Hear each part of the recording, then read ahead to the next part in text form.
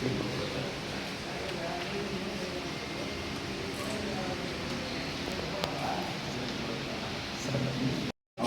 Sir. అది మన వ్యవసాయాన్ని ప్రభుత్వాన్ని దృష్టి పెడుతుంది. ఈ పొలం గౌరవాలు ఉంటే అది జగనన్న కాలంలో తీసుకున్నారు సార్. ఈ ప్రత్యామ్నాయంగా డబ్బులు ఇవ్వలేదు కాదు. గుత్తలూరులో ఎంఆర్ఓ ఆఫీసర్ కదా? కాదు సార్, గౌరవం ఎక్కడ సార్? గౌరవం అంటే కావాలి అక్కడ తీసుకొని విలువ కట్టించేసారు సార్. కానీ ఇస్తానని చెప్పి భూమి ఇస్తానని చెప్పి ఇవ్వడం ప్రత్యామ్నాయంగా భూమి అని చూపిస్తాను. భూమి కాదు కానీ ఇప్పుడు మీకు మీ భూమి తీసుకొని డబ్బులు లేదు. మీకు డబ్బులు ఎక్కడ మీ భూమి? అది గౌరవాలు చెరువులు లాస్ట్ ఇంతకుముందు వేరే ఇష్యూ మీద వచ్చారు కదా మీరు? అదే సార్, సీనియర్ సిటిజన్ కేసు మీద వచ్చారు. ఇప్పుడు ఏంటి సమస్య? అది ప్రత్యామ్నాయంగా భూమి కానీ హక్కు తీసుకున్నామా? ఇది దాంట్లో ఇప్పుడు కట్టానన్నా దాంట్లో ఏమైనా ఏం పట్టలేదు, భూమి అట్లే ఉంది. లేదు సార్, ఇల్లు కట్టేసి జగనన్న కాలనీ కట్టేసి. ఏ సంవత్సరం అది? అది మొన్నే సార్, 2-3 సంవత్సరాలు కట్టింది.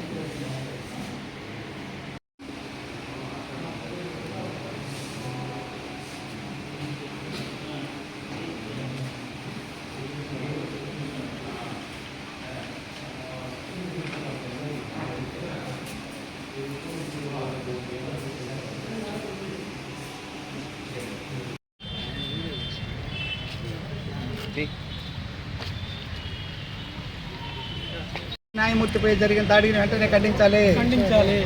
భారత న్యాయమూర్తిపై జరిగిన దాడిని అందరూ ఖండించాలి. మన డివిజనల్ అధికారి అయిన మన ఆర్డీఓ గారికి ఒక నిరసన పత్రం ఒకటి సమర్పించాము.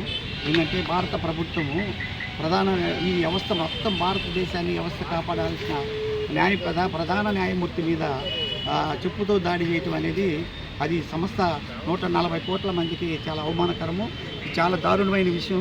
ఎందుకంటే ఇది ఒక న్యాయమూర్తి మీద, ప్రధాన న్యాయమూర్తి మీద చెప్పుతో దాడి చేసి కొట్టేయడానికి ప్రయత్నం చేయడం అనేది దుర్మార్గమైన విషయం. అది చాలా న్యాయ వ్యవస్థకే కాదు, మొత్తం ప్రజలందరికీ కూడా అవమానకరం. ఇది అందరూ అయితే ఖండించాల్సిందే.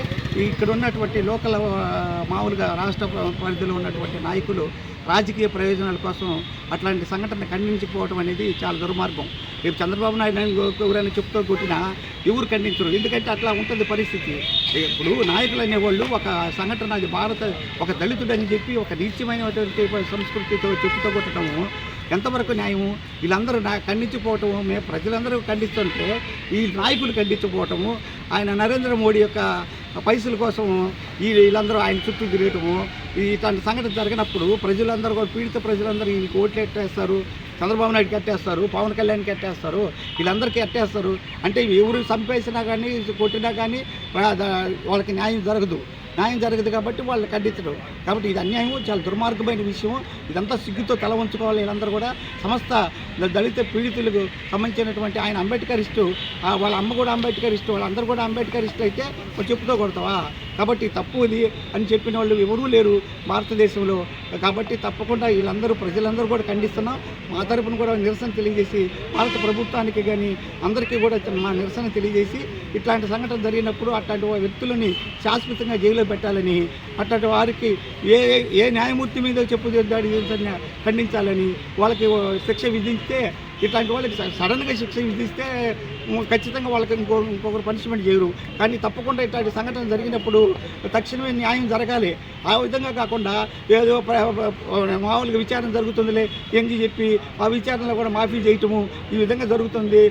జడ్జి గారి ఇంట్లో 50 కోట్ల రూపాయలు క్యాష్ దొరికి మరి ఆ చినిగిపోతే అది ఇప్పటికి కూడా కేసు పెట్టలేదు. వీళ్ళు న్యాయ వ్యవస్థ మీద వీళ్ళు ఆధిపత్యం ఎక్కువైపోయింది, రాజకీయ ఆధిపత్యం. ఇది దుర్మార్గమైన విషయం, అప్రజాస్వామిక విషయం. తప్పకుండా ఇట్లాంటి సంఘటన జరిగినప్పుడు తక్షణమే న్యాయం జరగాలి.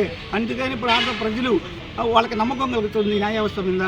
తప్పకుండా న్యాయం జరగాలని, అట్లాంటి సంఘటన జరిగినప్పుడు మాత్రం ఏ వ్యక్తికి జరిగినా సరే, ఏ కులానికి జరిగినా, ఏ మతానికి జరిగినా, ఎవడికి జరిగినా సరే అట్లాంటి అవమానకరంగా భావించి ఆ శిక్ష విధించాలని మేము కోరుతున్నాం సార్.